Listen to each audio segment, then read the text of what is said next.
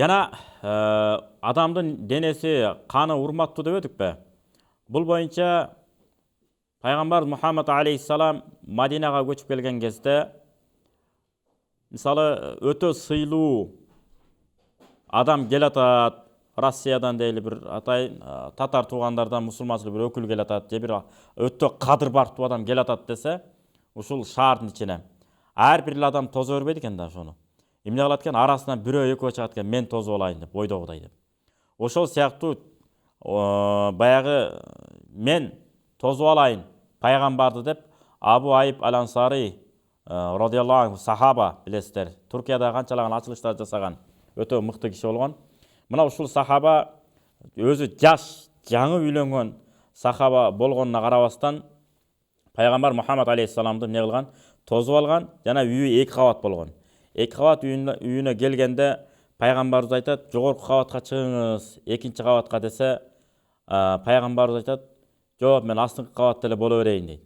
Баягы эчтен келип төр меники дегендей болбойн дегендейчи. Бул да сый да.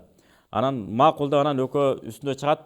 Анан чыккандан кийин Абу Айып Аль-Ансари айтып атпайбы? Мен ушунчалык уялганыман, баягы коркконуман дейт да, баягы сыйлабас болуп калбайын деп, адепсиздик кылып койбойн деп, аялым бир бурчта, өзүм тамдын бир бурчунда түп-түз болуп алып турдук дейт. Эмне үчүн? Анткени пайгамбар Мухаммад алейхиссалам эч качан тамдын бурчуна чейин басып келбейт да.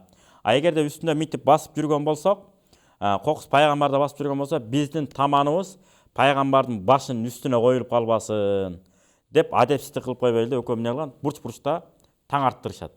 Таңды арттыргандан кийин анан эртеси таң артат, эптеп таң арттырып, анан пайгамбарга түшүп, чай пайын берип, сүйлөшүп отуруп анан айтат: "Эй Алланын элчиси, эми сиз үстүнкү кабатка эле чыгыңыз.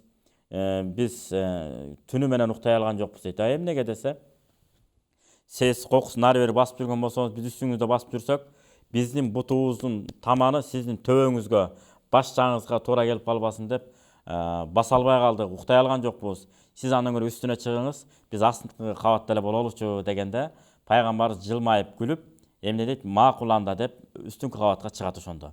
Болбосо эмне деш керек эле? Эчтеке болбойт деп койсо болмок. Көрдүңүздөрбү? Ошондуктан бул жерде сый, урмат бардыгы орду менен туруш керек. Ошон үчүн аталарыбыздын да алдында баспайбыз. Эмне кылабыз? Эгер карып калган болсо капталдап басабыз, жаш болсо анда аркасында басканга аракет кылабыз. Мунун баары адептен болуп эсептелет.